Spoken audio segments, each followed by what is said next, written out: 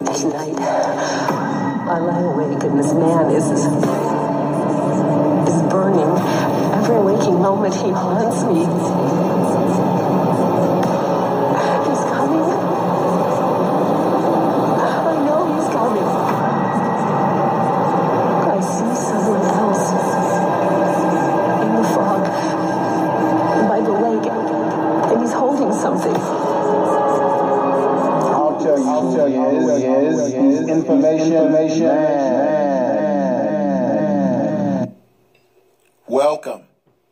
Welcome to my podcast.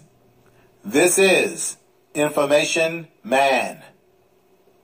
And as you know, information is power.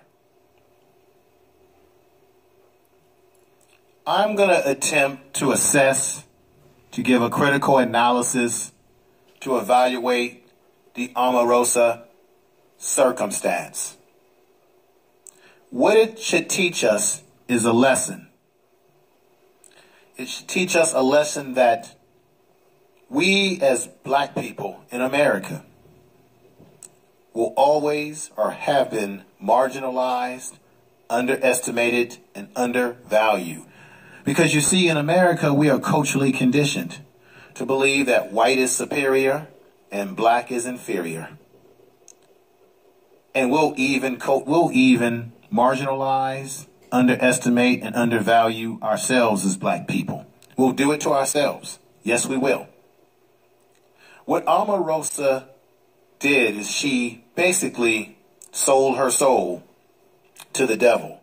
One, Donald Trump and the white establishment, which I feel is the effect of white supremacy. Even black people can, what we call, cake or support the white supremacist system.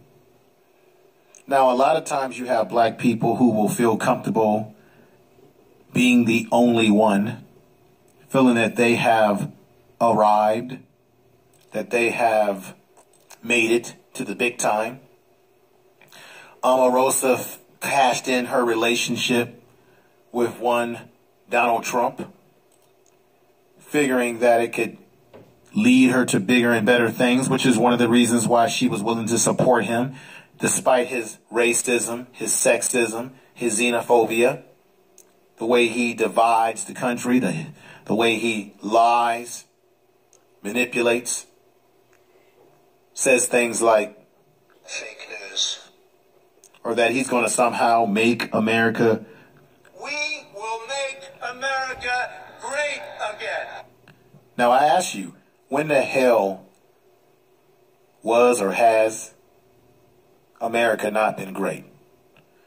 But Omarosa, she jumped on that jackleg horse.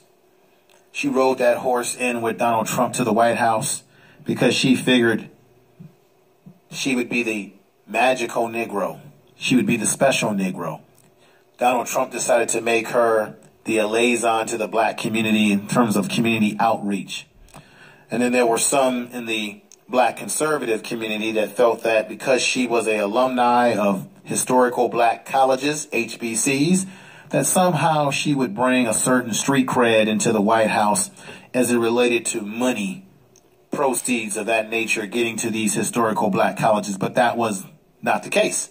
So you see, Donald Trump used the presidents of all these historical black colleges, the HBCs, who went to the White House, cooning, buck dancing, and licking, thinking that they were going to get money, support for the universities that they are presidents of, and Donald Trump simply used them as a photo op, just as he used Omarosa, and the schools got nothing. Nothing from nothing leads to nothing. And the same thing happened to Omarosa. As we heard, there was reports that Omarosa got kicked out of the White House. She was showing, as we call in the black community, her black ass. She was just totally thought that she was in with the Flynn. There's reports that she would show up into the Oval Office unannounced. She would have access to the Air Force One and would show up in the meetings that she was not even in her lane to be in, because she thought she had arrived. she's the special Negro. And you know, Donald Trump has desires for these type of Negroes. You know, he's always saying, there's my African American. So I'm going to play an audio. One April Ryan, who is a part of the press. She's worked through many different presidents in the White House as part of the presidential press. Well, she's not a part of the presidential press, but she is one of few black people who have access to the White House and being able to be a part of the press and asking questions and things of those natures. But April Ryan breaks it down in this audio as to what really went down with one Omarosa. Here it is. What the heck happened? Well, I'm sure General Kelly is saying that after this tumultuous, tense exchange twice with her last evening, the dual firing resignation happened last evening or yesterday, sometime in the evening. I'm still trying to pin that down. But what is known is that General Kelly has been tired of her antics. Even since Ryan's Priebus, no one has known what Omarosa's duties were. You know, I was hearing things. Now, she said that no one knew what Omarosa's duties were. And you know, when you really think about it, what the hell was Omarosa really doing? She had no real connection with the black community. Her outreach was not effective because black folks did not vote for Donald Trump wholesale. Most of the black folks that voted for him were the black Republicans, 8 to 9%. And then you had a few crumbs of black people who thought that because the white man's ice is colder than the black man's ice, that somehow Donald Trump was going to do more for black people or America because he was a businessman. Well, how you like him now? Donald Trump is trying to get rid of the internet access for us. He's got a tax cut bill that's going to benefit the rich and billionaires and hurt the middle class and poor. How you like that now? He's causing all type of problems in the international world with making Jerusalem the capital. He's really quite a character. And we've got a black woman that's running around, who's been cooning for him, who's been supporting him. And we're going to go on with the audio. Things before about how Ryan's Priebus would say, look, you're operating outside of the scope of what I have set up here. And she said she would tell him, I don't have to listen to you. Now, here she's making $180,000 of taxpayers' money, and no one knew what she was doing. But what we do know that when General Kelly came in, he was very upset with her behavior, how she was stirring the president up. You know, I would say she was the mood changer for the president. The president would be in a good mood, they say, and then she would go in and point out an article or something, a news piece, and it would turn the president's mood. Omarosa is or was a friend of President Trump, and she used to have walk-in access, but that was cut. Walk-in access to the Oval Office. Oval Office, and apparently but General Kelly changed that. Yeah, he changed that, and that really bothered her. But General Kelly... Let's just be honest. They simply got tired of this Negro. Omarosa is surrounded in a world of white privilege, white supremacy, and there's a term called lapdog, and I'm going to get into that, and tokenism, because it comes down to that value. Moving on with the audio. Kelly was very upset with a multiplicity of things. It's not just one thing, I'm told, because when I got the word early this morning, I mean, my text messages were coming at me left and right this morning, you know, as I woke up. And one person, one Republican, high-ranking Republican, who text messaged me said that he got word from someone in the White House who said, mission accomplished. So mission accomplished? Yes. So the issue is, it's not just Omarosa making General Kelly upset, it's the whole scope. She does not have, she did not have warm feelings with everyone there. So can we be specific? I mean, when you talk about General Kelly was fed up with her antics, what was she doing? What was she saying that was so upsetting to him? She would cause problems within the White House. You know, no one knew what she was doing. She would leave, and it's just a whole different thing. And then also this wedding issue. You're going to bring your bridal party into the White House? So that's April Ryan you're hearing speaking. Omarosa was, as she states, was going to bring her wedding party into the White House. Here you got this Negro in the White House, and all she wants to do is have a party. She's supposed to be doing community outreach, connecting the black community to this presidency of Donald Trump, and yet nobody knows what she's doing, as April Ryan stated. And on top of that, she's making, I think, $180,000 off the taxpayer's dime. God, I would love to make $180,000, what I could do with that. But moving on with the audio. So she was getting married, and she wanted to, did she want to have her wedding initially at the White House? I don't know what she wanted to do, but I know that she brought her bridal party in to take pictures, and that's not, even though you work there, there's certain protocols that are in place, and it trivialized the White House. And then I understand during the back and forth last evening, when... I just want to stop right there and say that the White House is already trivialized, okay, with Donald Trump sitting in that place, okay? It's already trivialized because of an inappropriate individual in the seat. And then you've got Omarosa running around as his right-hand mammy. I'm sorry, folks. I'm going to call it as I see it. Moving on with the audio. They were working out the negotiation or what have you for her to resign and leave January 20th.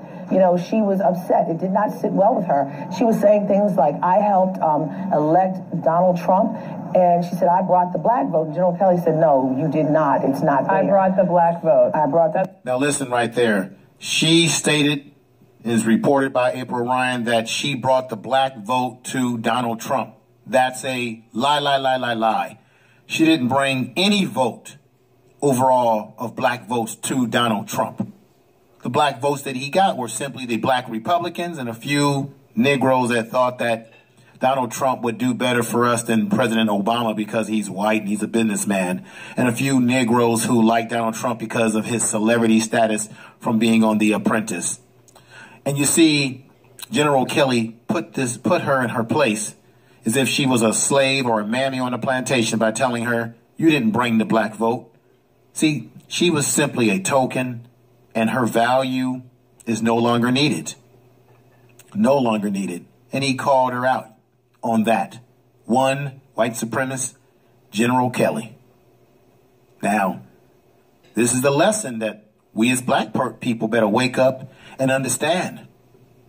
Black she said. Yeah. And so whatever happened, they were back and forth. There are so many different things. I mean, I'm reporting on it. I've already put out a story on it, and I've talked about it already, but there was a back and forth. I mean, he cited things about how she doesn't get along with the new head of the HBCU initiative. It's just so many different things. And then, Now, you heard right there, Omarosa doesn't get along with the new head, the person who's running the HBC Historical Black College Initiative.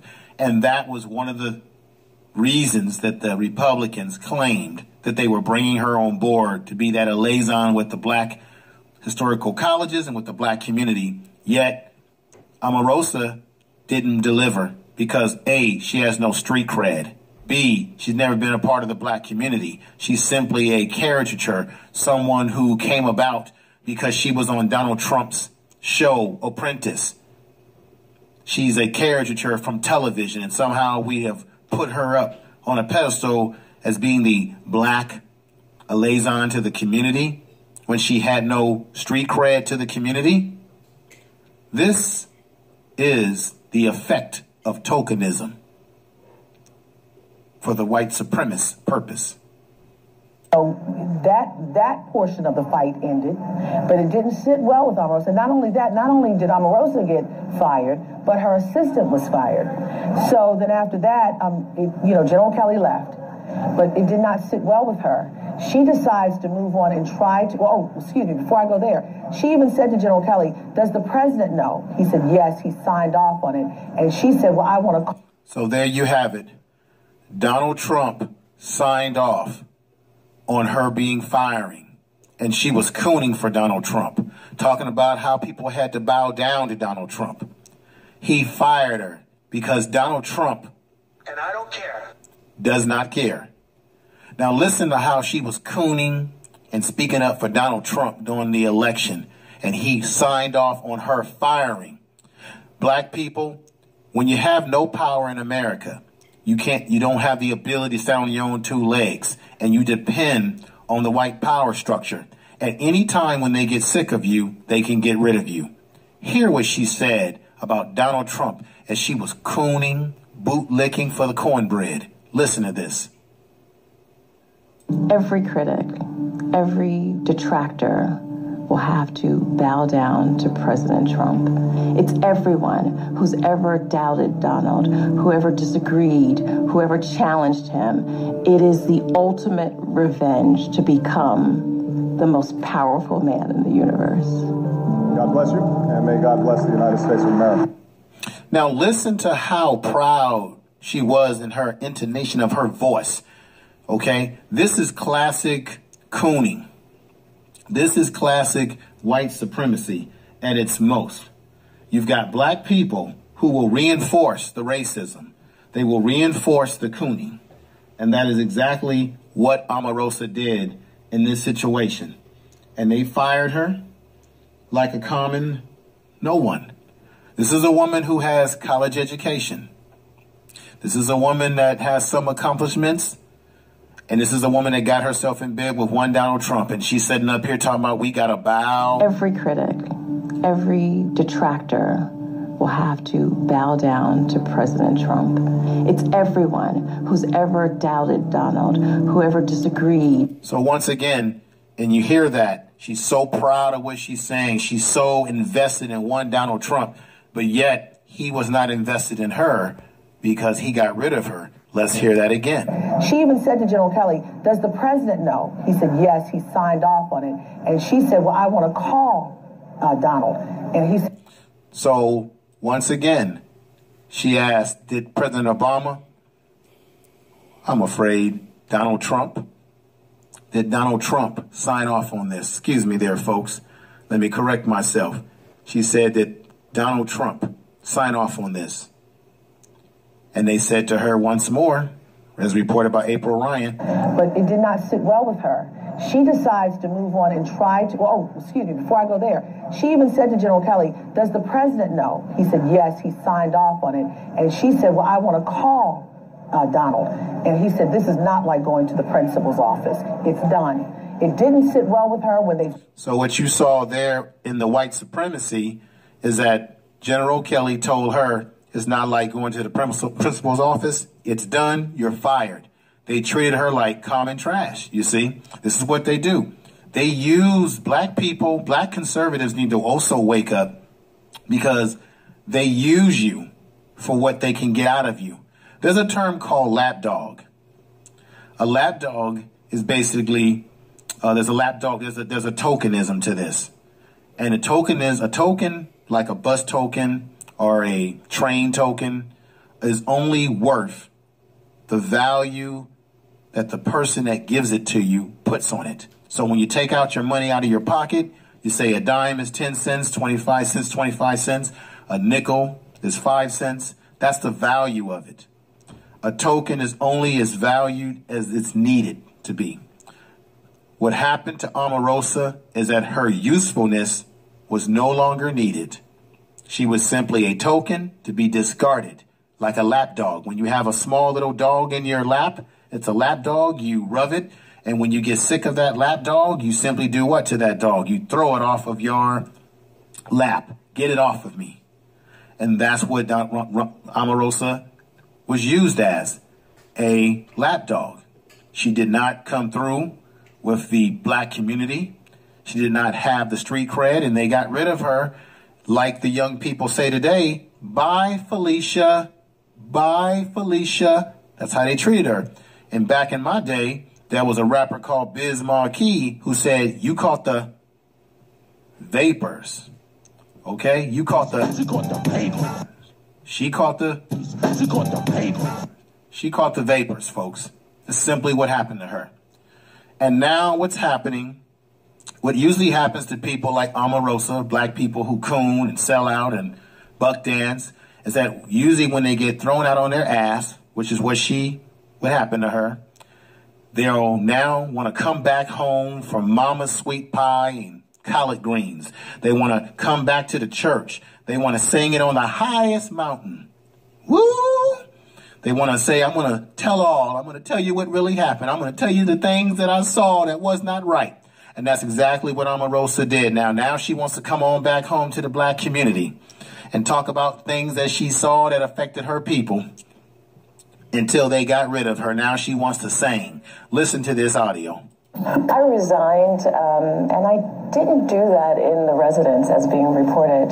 John Kelly and I sat down in the Situation Room, which is a very secure, very quiet room in the White House, and we had a very candid conversation. But when I have a chance to tell my story, Michael, quite a story to tell. As the only African-American woman in this White House, as a senior staff and assistant to the president, I have seen things that have made me uncomfortable, that have upset me, that have affected me deeply and emotionally, that has affected my community and my people. And when I can tell my story, it is a profound story that I know the world will want to hear.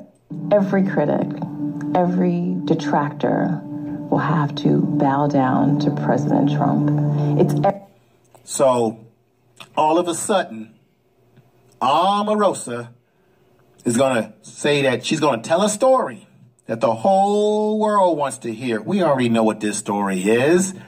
She's going to say that she saw how they were marginalizing black people in America, how they marginalized her, how they made her ineffective. We already know that because in America, black people are undervalued, underestimated, and undervalued.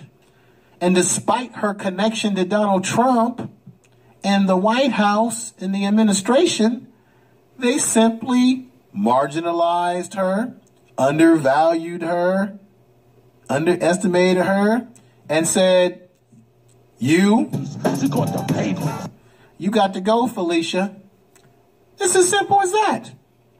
And Omarosa has no one to blame but herself. Sister, you got to look at yourself in the mirror because a lot of black folks were questioning you. Why did you get yourself in bed with Donald Trump? Well, we know why. It's because of the connection from The Apprentice. And from what I'm learning, if you do your research, there's rumor out there that Donald Trump's been paying her bills. Uh-oh. Like he's her man. White man worship. Okay? It's rumors that ever since Omarosa has been on The Apprentice, he's been paying her bills. He's been putting the cornbread on her table. She had a spin-off show that didn't go anywhere. Okay? Now, all of a sudden, she's been shucking and jiving and talking about how Donald Trump's going to be good for America. And she put all of her coins, she put all of her Bitcoin, okay, on Donald Trump and her friendship with him. And when he fired her, as was told by April Ryan, that he signed the deal for her to be fired, it showed you that the value of their friendship meant absolutely nothing when she's sitting up here talking about every critic, every detractor will have to bow down to President Trump. She's talking about everybody got to bow down to Donald Trump, and yet Donald Trump said, bye, Felicia, you got to go because you caught the vapors. She caught the vapors. Now, let's talk about tokenism and how that works. And let's say one Joe Madison of XN Radio breaks down the tokenism philosophy, how it works, what it is. Just because a person of color is at that table doesn't mean they're going to speak truth to power. Right. Okay. You know, it depends on that person's perspective. That's why I say, look, this is, see, people sit up here and say, well, look. You know what tokenism is, and I know what tokenism is. Yes, sir. And you can put a black person in a position, and then they're too damn afraid to say anything or speak up because they're afraid of losing that position. Right, like Ben Carson. That's exactly right. He said like Ben Carson. Ben Carson's another black person in the Trump administration, and I really should call him Chump, who's also a lapdog, a coon, doesn't speak up, believes that the pyramids in Egypt were for grain. What a fool he is. This is a man who was a brilliant surgeon, yet he didn't get the Surgeon General's position, and they put him in charge of the housing. Put the Negro in the house. Put him in charge of housing. They're telling you what they think of you, and you're a doctor, and you didn't get the Surgeon General position. Same thing with Omarosa. They put her in charge of the Negroes. You be in charge of the Negroes and get the outreach for us that we need to give Donald Trump the street cred he needs to be seen as for the black people, when he's not for the black people. It's unbelievable. This is Barack Obama. You're listening to Information Man. Don't forget to subscribe. Definitely subscribe to the show. Now, let me talk about how white supremacy works. Anything that happens to a black person, the white supremacists are always involved. Always. It was white supremacy that brought her on board so she could push the white supremacy, one Omarosa, and it's now white supremacy that pushes her out the door because they no longer need her. She was a token and her value is up. Listen to one Nellie Fuller on this issue. They having to do with black people, the white supremacists are involved. I mean, otherwise there would be no such thing as white supremacy. You know, if black people were just walking around, I mean, with nothing affecting them, you know, in economics, in education, in entertainment, and in the 9 areas of activity, labor, law, politics, religion, sex, war. If black people weren't affected by the system of white supremacy, there would be no point in talking about white supremacy. So the hypothesis is, the conclusion has to be based on logic and evidence. Everything that black people do, every move that they make anywhere on this planet called Earth, is dominated by the system of white supremacy. That's what it is. By the system of white supremacy, everything that we do on this earth, they have the system. And Omarosa has been playing the buck dancing role of this system. Listen to my man Ed Gordon. Now, Omarosa went to the, I think it was the black press that had a gathering. And Ed Gordon, who used to be on BET back in the day, he confronted her. He jammed her up. When she went there, most of the black folks that are a part of the national press, as far as the Black Press Club, they jumped on Omarosa. They called her out, and she tried to hold court. Listen to what Ed Gordon says here in his interaction with her and what she really is. Listen, we all knew who Omarosa was before she hit the White House. She has played this character since The Apprentice, and part of why I engaged in what we saw there was simply because Omarosa has, as we saw with the GMA interview, a tendency to want to co-opt the moment and make it in her direction. Make it in her direction. He says she has a tendency to co-opt situations. Okay? Co-op. Now, it's very true. She went there and she tried to take control of the situation. But listen to what he said about she's been playing the same character that she played on The Apprentice, which rolled her into the White House with Donald Trump because he was one of her favorite mammies. Rolled her into the White House. She continues to play this character going into the White House, thinking that she has access to everything, thinking that she has arrived. She can lay her hands down and say, I'm a Negro who had arrived. And my man Joe Madison of Sirius XM talks about how you have some black people who enjoy being the only one. They enjoy being the favorite special Negro. Listen here. There are some people who like being the minority. Yes, sir. Let me tell you this, folks. Hey, white people, in case you haven't noticed, there are some Negroes out here who like being the minority. Why? Because they're the only one. They love it. And now, I'm just, y'all can get mad, y'all can email me, they're the only one. Now, you can be the only one, but you better damn well be prepared, as Kwame Salter said in his book, Striving While Black, you better be prepared to be a Doberman, and not a fucking lapdog.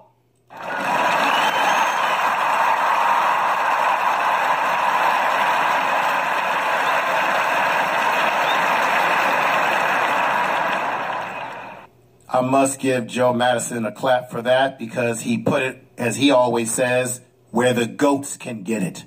He told it straight like it is. Straight like it is. Omarosa has miscalculated. Now, one of the reasons why Omarosa was not successful in her approach to trying to be a liaison to the black community is because she has been a pariah. She has no street cred, as I was saying. Listen up here. Truth be told, she's really a pariah in the African American community. So why is that? People? Why is that? Is she a pariah? I think she's a pariah because she's always sort of been the villain, and her job as a director of outreach in the African American community was almost a slap in the face to the African American community. I don't know that she was. I think the folks agree with me on that.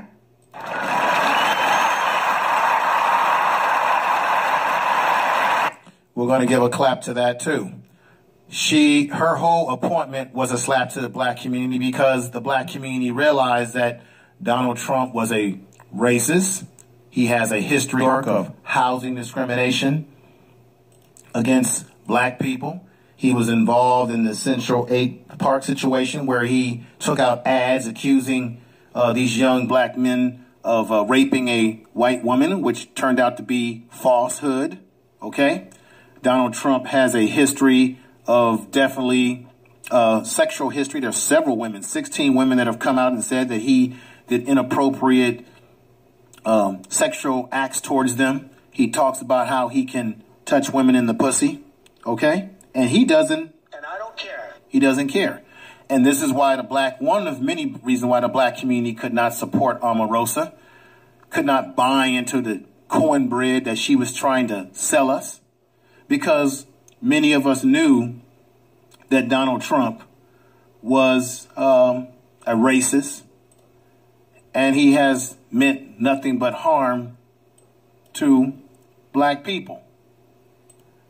And this is one of the things that black people better start learning. We better start learning to get codified, start learning to work together with each other, stop trying to coon and buck dance, trying to think that the white man is somehow going to do you right. We have this love affair that we just can't get over when it comes to white folks. We just seem to want them to love us. We want them to accept us. And that's what she thought. She was an accepted Negro. And General Kelly said, you got to go, Felicia. This night. You got to go. Black folks need to be... What is being listened? That black folks need to be codified. We've got to stop cooning, buck dancing, bootlicking, for cornbread.